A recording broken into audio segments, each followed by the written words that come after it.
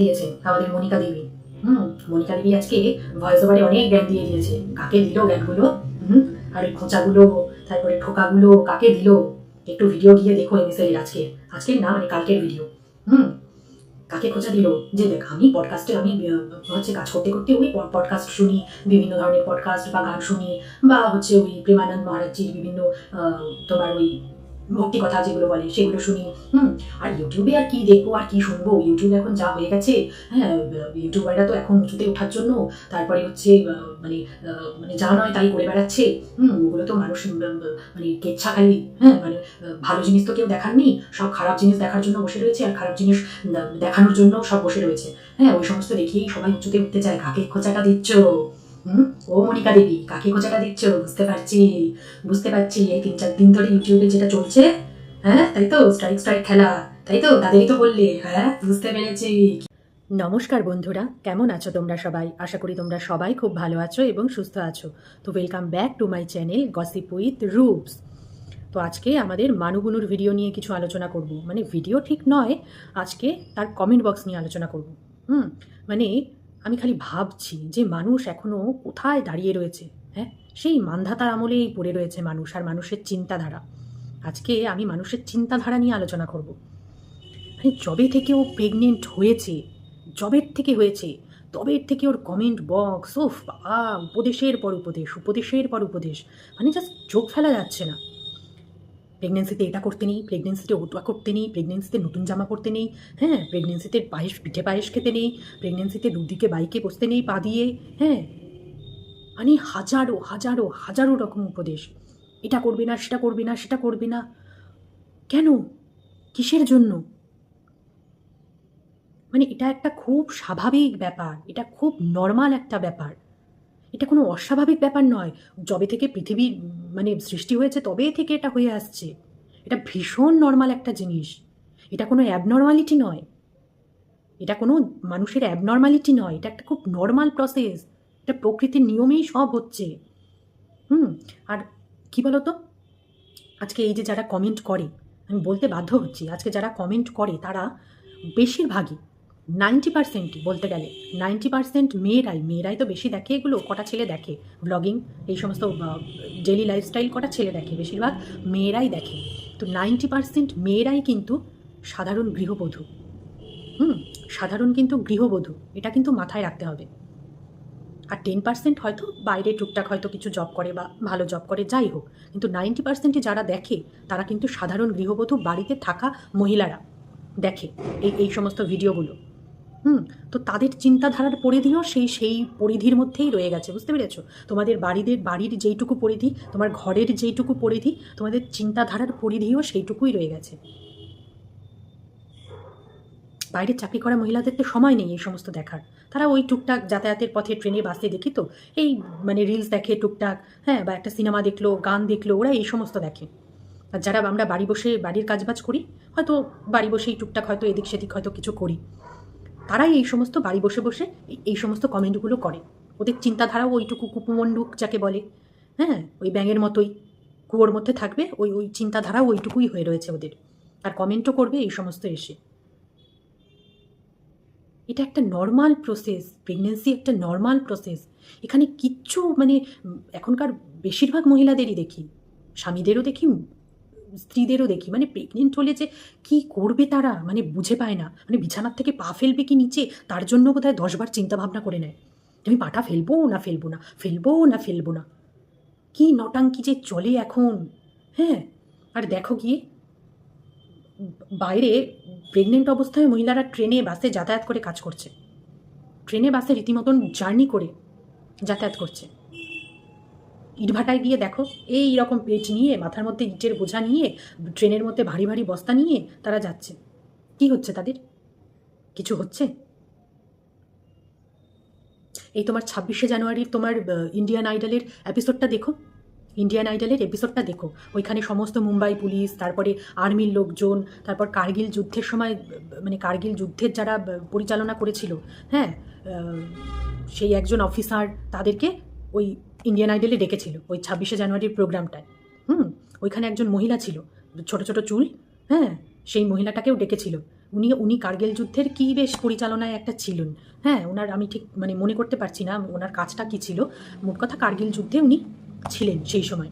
তো ভাবো কার্গিল যুদ্ধ মানে উনি বলছেন যে ওইখানে ওই মানে কোন উঁচুতে বা তোমার টেম্পারেচার বলছেন -20 -30 এইরকম টেম্পারেচার। এরকম টেম্পারেচারের মধ্যে তারপর তো নানা প্রতিকূলতা তো রয়েছেই, সেগুলোও বললেন উনি। এখন ওনার বয়স হয়ে গেছে, এখন উনি রিটায়ার্ড পারসন। তো সেই সময় ওনার একদম অল্প বয়স্ক ছবিতে আবার দেখাচ্ছে, যারা যারা দেখেছো এপিসোডটা তারা বুঝতে পারবে। তো সেই কার্গিল যুদ্ধের সময় একটা ছবিতে দেখাচ্ছে যে ওনার পিঠে, ওটা বোধহয় এমনি অন্য একটা মানে ছবি। তো ওই যুদ্ধের সময় উনি 5 মাসের প্রেগনেন্ট ছিলেন, 5 মাসের প্রেগনেন্ট। তো উনি কি বাড়ি বসেছিলেন? বাড়ি বসেছিলেন উনি রীতিমতন ওই উঁচুতে সমস্ত মানে যুদ্ধের পরিচালনা করছিলেন ওই জায়গায় থেকে, ওই যুদ্ধের স্পটে থেকে। যুদ্ধের স্পটে থেকে 5 মাসের প্রেগনেন্সিতে উনি পরিচালনা করছিলেন সমস্ত কিছু। তো কি হয়েছে সেটা? কিছু হয়েছে? কিছু হওয়ার কি না, এটা নর্মাল। এখানে যদি থাকে না আমার যে সে আসবে, সে সমস্ত প্রতিকূলতাকে ভেদ করে সে আসবেই। আর যদি আমার এখানেই যদি না থাকে না, শত চেষ্টা করো, তুমি বেড রেস্টে পড়ে থাকো, কিচ্ছু হবে না। সবার ওপরে এইটা কপাল, ভাগ্য, বুঝেছ? এটাই হচ্ছে মেন কথা। এটা করবে না, সেটা করবে না, সেটা করবে না, মানে জাস্ট ফেড আপ হয়ে যাচ্ছে ওর কমেন্ট বক্স দেখে যে এরা কারা আসে এই সমস্ত কমেন্ট করতে। হ্যাঁ, আমার এক বান্ধবী, আমার খুব ক্লোজ বান্ধবী, ও যখন প্রেগনেন্ট হলো, ও নর্মালি প্রেগনেন্ট হয়েছে, ওর কোনো অসুবিধা হয়নি, কিচ্ছু না, ন্যাচারাল প্রেগনেন্সি ছিল। তো ও যখন প্রেগনেন্ট হলো জানতে পারলো, তো তখন ডাক্তার দেখাতে গেল স্বাভাবিকভাবেই, এবং তখন একজন লেডি ডাক্তার দেখিয়েছিল। আর ও একটা জব করতো, একটা প্রাইভেট জব করতো, তো ট্রেনে করে ওকে যেতে হতো। ও সোদপুরে থাকে আর নৈহাটিতেও জব করতো। তো প্রত্যেক দিন সকালবেলা যেতে হতো, আবার রাত্রিবেলা যেরকম আসার আসতো, মানে রাতটা খালি বাড়িতে আসা মানে রাতটা খালি ঘুমানোর জন্য, এই রকম ব্যাপার। ওই সকালে চলে যেত, আবার রাত্রে আসা, এই রকম ছিল ওর টাইমিং। তো যখন গেল ওই লেডি ডাক্তারের কাছে, ওর কিন্তু কোনো প্রবলেম ছিল না, কিচ্ছু না। উনি সব শুনে টুনে দেখে ওকে কী সাজেশন দিল, না না না না না, ওই সমস্ত জার্নি টার্নি কিচ্ছু করা যাবে না, কিচ্ছু না। প্রয়োজন হলে আপনি চাকরি ছেড়ে দিন, চাকরি আবার পরেও হবে, কিন্তু একবার যদি কিছু হয়ে যায় তারপরে আপনি কি করবেন? ওই সমস্ত কিচ্ছু করা যাবে না, আপনাকে পুরো বেড রেস্টে থাকতে হবে। এইভাবে একটা ডাক্তার ভয় ঢুকিয়ে দিয়েছিল ওর মনের মধ্যে, জানেন? এইভাবে।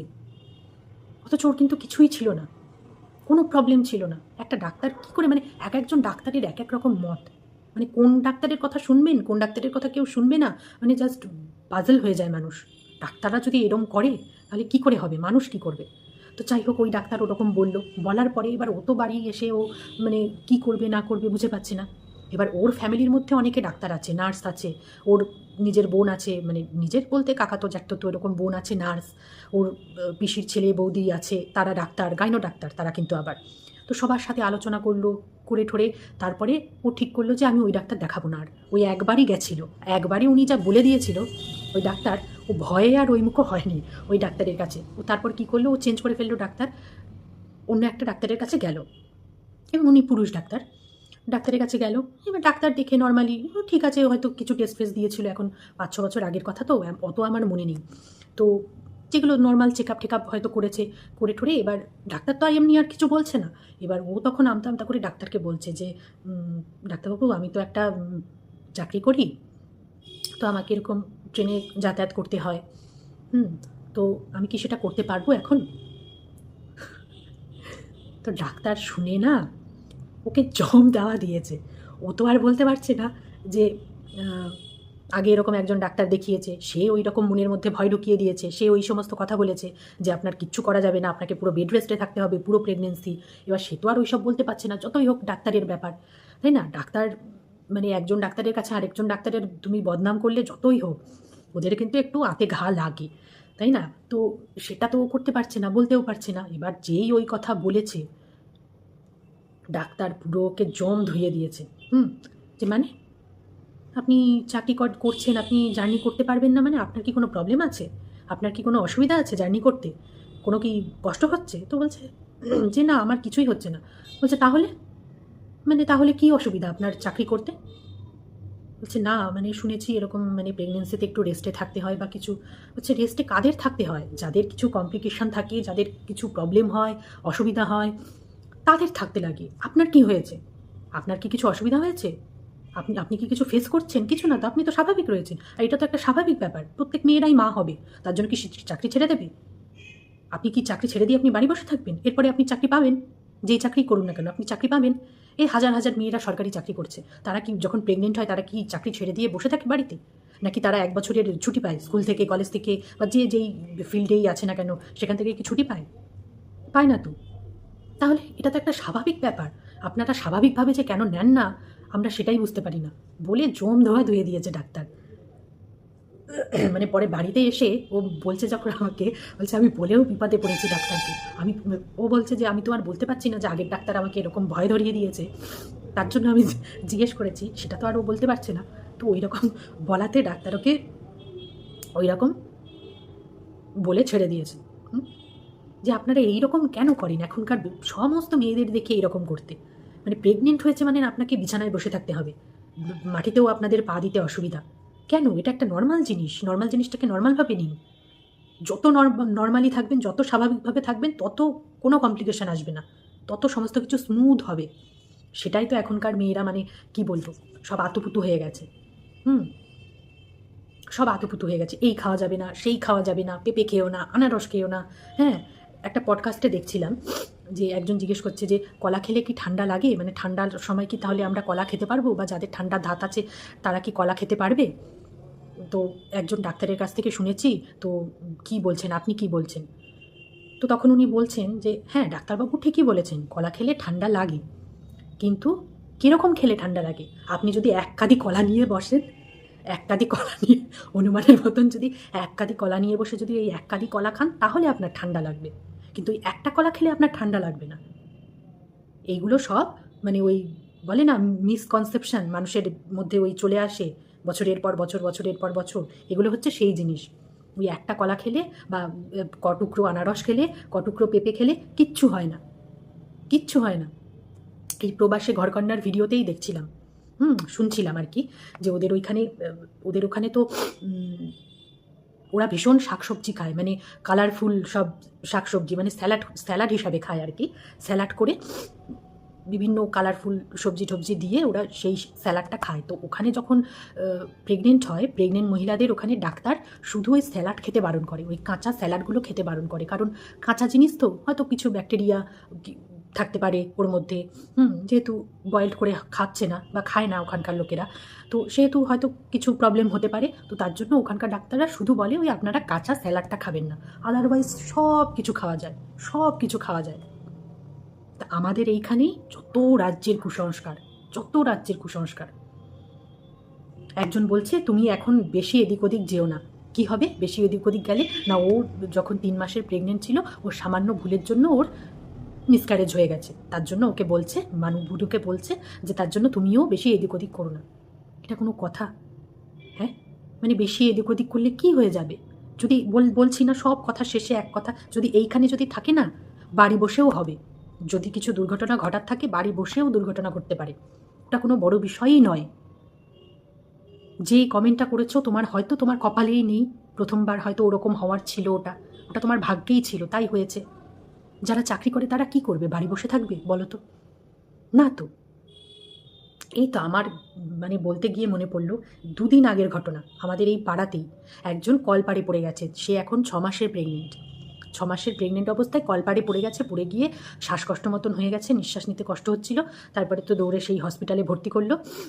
দুপুরবেলা হসপিটালে ভর্তি করেছে, পরের দিন আবার বিকেলবেলা ছেড়ে দিয়েছে হসপিটাল থেকে। ১ দিন থাকতে হয়েছিল। তো কী হয়েছে? কিছুই হয়নি, কিছুই হয়নি। আবার যদি কপালে থাকে না, ওই রকম সামান্য কলপারে পড়ে গিয়েও অনেকের অনেক কিছু হয়ে যেতে পারে এখানে যদি থাকে। আর প্রত্যেকটা মহিলাকে, বেশিরভাগ প্রেগনেন্ট মহিলাকে আমি এটা বলতে কিন্তু শুনেছি যে বাথরুমে আমি পড়ে গেছি। প্রত্যেকটা মহিলাকে, কেউ মানে আমি কোনো প্রেগনেন্ট মহিলাকে শুনিনি যে বাথরুমে পড়েনি সে। কেন? মানে বাথরুমের সাথে প্রেগনেন্সির কী মিলটাকে আমি জানি না। প্রচুর মহিলাকে শুনেছি আমি যখন প্রেগনেন্ট ছিলাম বাথরুমে পড়ে গেছিলাম। কিছুই কিন্তু হয় না, কিছুই কিন্তু হয় না। তো এটাই হচ্ছে ব্যাপার। মানে এগুলো না কুসংস্কার ছাড়া আর কিচ্ছু না, কুসংস্কার ছাড়া কিচ্ছু না। আর ওই সমস্ত রিচ ফিচ খেতে বারণ করে কেন ডাক্তার? কারণ এই সময় হজমের সমস্যা হয়, তারপরে বেশিরভাগ মহিলাদেরই কনস্টিপেশনের সমস্যা হয়, পটি হয় না, তার জন্য বলে হালকা পাতলা খাবেন, বেশি রিচ ওই সমস্ত খাবেন না। আর কারোর যদি অসুবিধা হয় সে খাবে না, কেউ যদি রিচ খেয়েও যদি সে হজম করতে পারে, তার যদি পেট ক্লিয়ার থাকে, তাহলে সে খাবে। এটা একটা সাধারণ বিষয়। এটা একটা সাধারণ বিষয়। তো এক একজন ডাক্তারের মতও এক এক রকম। দেখো, তোমরাই দেখো না, ওই ডাক্তার কি বলছে, ওই লেডি ডাক্তার বলছে নাকি পুরো বেড রেস্টে থাকতে হবে আপনার পুরো প্রেগনেন্সিতে। মনে হয় উনিও বোধহয় তাই করেছিলেন। উনিও বোধহয় যখন প্রেগনেন্ট ছিলেন সেই সময় বোধহয় উনিও ডাক্তারি ফাক্তারি ছেড়ে দিয়ে তারপরে বোধহয় উনি 1 বছর বাড়িতেই বোধহয় ছিলেন, বাড়ি থেকে মনে হয় চেম্বার টেম্বার করেছেন। আদারওয়াইজ বোধহয় কোথাও চেম্বার করতে বোধহয় উনি যাননি। কারণ ডাক্তারদের তো অত পয়সার পিচাস তো না ডাক্তাররা, তাই না? ডাক্তাররা তো অত পয়সার পিচাস না, তার জন্য বোধহয় উনিও ওই সময় বোধহয় ছেড়ে দিয়েছিলেন ডাক্তারি করা, বুঝেছেন? মানে এমন আজব এক একজন ডাক্তাররাও, মানে আজব। প্রেগনেন্সিতে নাকি বেড রেস্টে থাকতে হবে, ভাবো কি অবস্থা। তো এগুলো কিছুই না, এগুলো হচ্ছে সব মানে পজিটিভ থাকো, ভালো কিছু শোনো, ভালো কিছু। এর জন্য কি প্রেগনেন্সিতে বলে না ঠাকুরের নাম শুনবে, ঠাকুরের গান শুনবে, ভালো গান শুনবে, ভালো বই পড়বে? কেন বলে? মনটাকে পজিটিভ রাখার জন্য। ভালো কিছু দেখো, ভালো কিছু শোনো, ভালো কিছুই হবে, এইটাই, আর কিচ্ছু না। এটা করা যাবে না, ওটা করা যাবে না, ওগুলো কিচ্ছু না। যত ওই সমস্ত মাথায় ঢোকাবে না, তত নেগেটিভিটি ঢুকবে, তত মনের মধ্যে মানে চিন্তা ভাবনা, মাথার মধ্যে চিন্তা ভাবনা ঢুকবে যে এটা করবো, এটা করবো, ওটা করবো না, এটা করলে এই হয়ে যাবে, ওটা করলে ওই হয়ে যাবে, তত এই সমস্ত আসবে। এটাকে স্বাভাবিকভাবে নাও, মানে এটা সব স্মুথলি হয়ে যাবে সব কিছু। তো এইটুকুই বলার ছিল মানুগুনোর কমেন্ট বক্স নিয়ে। মানে বোধহয় যবে ওর হবে, মানে যবে ওর ডেলিভারি হবে তার আগে অবধি বোধহয় এইসব কমেন্ট আর আসা বন্ধ হবে না, যা মানে বুঝতে পারছি। তো তারপরে আজকে একটু বলবো হচ্ছে, তো মানুগুনুর এইটুকুই ছিল, ঠিক আছে? এরপরে একটু বলবো এমএসএলদের নিয়ে, ঠিক আছে? এমএসএলদের নিয়ে এখন তো অত ভিডিও হয় না। আজকে খুব জ্ঞান দিয়েছে আমাদের মনিকা দেবী। মনিকা দেবী আজকে ভয়েস ওভারে অনেক জ্ঞান দিয়েছে। কাকে দিল জ্ঞানগুলো? আর ওই খোঁচাগুলো, তারপরে ঠোকাগুলো কাকে দিল? একটু ভিডিও গিয়ে দেখো এমএসএলের আজকের না, মানে কালকের ভিডিও। কাকে খোঁচা দিল? যে দেখ, আমি পডকাস্টে আমি হচ্ছে কাজ করতে করতে ওই পডকাস্ট শুনি, বিভিন্ন ধরনের পডকাস্ট বা গান শুনি, বা হচ্ছে ওই প্রেমানন্দ মহারাজজির বিভিন্ন তোমার ওই ভক্তি কথা যেগুলো বলে সেগুলো শুনি। আর ইউটিউবে আর কি দেখবো আর কি শুনবো? ইউটিউব এখন যা হয়ে গেছে, হ্যাঁ, ইউটিউবাররা তো এখন উঁচুতে ওঠার জন্য তারপরে হচ্ছে মানে মানে যা নয় তাই করে বেড়াচ্ছে। ওগুলো তো মানুষ মানে কেচ্ছা খালি, হ্যাঁ, মানে ভালো জিনিস তো কেউ দেখার নেই, সব খারাপ জিনিস দেখার জন্য বসে রয়েছে, আর খারাপ জিনিস দেখানোর জন্যও সব বসে রয়েছে। হ্যাঁ, ওই সমস্ত দেখিয়েই সবাই উঁচুতে উঠতে চায়। কাকে খোঁচাটা দিচ্ছ? ও মনিকা দেবী, কাকে খোঁচাটা দিচ্ছ? বুঝতে পারছি এই 3-4 দিন ধরে ইউটিউবে যেটা চলছে, হ্যাঁ, তাই তো, স্ট্রাইক খেলা, তাই তো, তাদেরই তো বললে। হ্যাঁ, বুঝতে পেরেছি। কি ভাবো আমরা বোকা নই অত? আমরা অত বোকা নই, তুমি যেটা বোঝাতে চেয়েছো আমাদের, আমরা সেটাই বুঝতে পেরেছি। কি যে তোমাদের খাড়াখাড়ি, তা কে জানে? হ্যাঁ, ওর সাথে কি এমন শত্রুতা তোমার? হ্যাঁ, এইটাই শত্রুতা, যে তোমার শত্রুর সাথে তার বন্ধুত্ব, এটাই হচ্ছে তোমাদের রাগের কারণ। হ্যাঁ, সরি, বুঝতে পেরেছি, এটাই তোমাদের রাগের কারণ, যে তোমাদের যে শত্রু, সেটা কেন ওর শত্রু না? ওকেও তো যাচ্ছে তাই, ওর গায়ের চামড়া মোটা তার জন্য হচ্ছে ওর কোনো ব্যাপার না, তোমাদের গায়ের চামড়া পাতলা তার জন্য তোমাদের ব্যাপার, এটাই হচ্ছে কারণ। আর কি, তাছাড়া আর কি বলবো? কারণ ওকে নিয়েও যা করেছে সেটাও তো মানে কি, মানে লোকসমাজে আনার মতন না, বা লোকসমাজে বলার মতন না, তাই না? কিন্তু দেখো, দোকান কাটা নির্লজ্জ, ওর কাছে কোনো ব্যাপার না, ও সব ভুলিয়ে দিয়েছে, ভুলিয়ে দিয়ে আবার বন্ধু হয়ে গেছে, গলায় গলায় ভাব হয়ে গেছে। তো দাঁড়াও, আবার হবে সেই দিনও সবাই বসে বসে দেখবে আর বসে বসে ভিডিও বানাবে। হ্যাঁ, সেই দিক থেকে বলতে গেলে অবশ্যই তোমাদের রাগ থাকাটা স্বাভাবিক, অবশ্যই। আমি হলে আমিও রাগ করতাম, যে আমার চ্যানেল নিয়ে এরকম করেছে, আমাদের নিয়ে যে এরকম করেছে। কোনো ইউটিউবার কিন্তু প্রতিবাদ করেনি। তোমরা তো সবাই ছিলে তো, ওদিকে এপি ব্লগস বলো, মৌ বলো, সাধন সাথী বলো, কত আছে, কেউ কিন্তু একটা টু শব্দ করেনি যে কেন এরকম বলছো, একজন ইউটিউবারকে নিয়ে এরকম মিথ্যে রটনা কেন রটাচ্ছ। সেইটা তোমার রাগ অবশ্যই 100 বার। তো সেই জন্য আজকে ভালো করে ঠুকেও দিয়েছো, বলো। যে হাসিও পায়, যে মানুষ কত নিচে নামতে পারে, হ্যাঁ, ভিডিওর জন্য, 2 পয়সার জন্য কত নিচে নামতে পারে, তাই তো? ওই সমস্ত স্ট্রাইক ফাইক নিয়ে ভিউজ ভালোই কামাচ্ছে, বলো। সেটাই তো বলতে চাইলে। বুঝেছি, সবই বুঝতে পারি। হুম, তো চলো, ভালো ভালো সুযোগ পেয়ে তুমিও ভালো ঠকে দিয়েছো, ভালোই করেছো, বুঝেছো, ভালোই করেছো। কেন ঠকবি না কেন? তোমারও ঠকার অধিকার আছে, তোমারও ঠকার অধিকার আছে। হুম, তো চলো আজকের মতন তাহলে ভিডিওটা এটুকুই রাখছি। তো সবাই ভালো থেকো, সুস্থ থেকো, আর আমার ভিডিও দেখতে থেকো, ঠিক আছে? Tata, bye bye.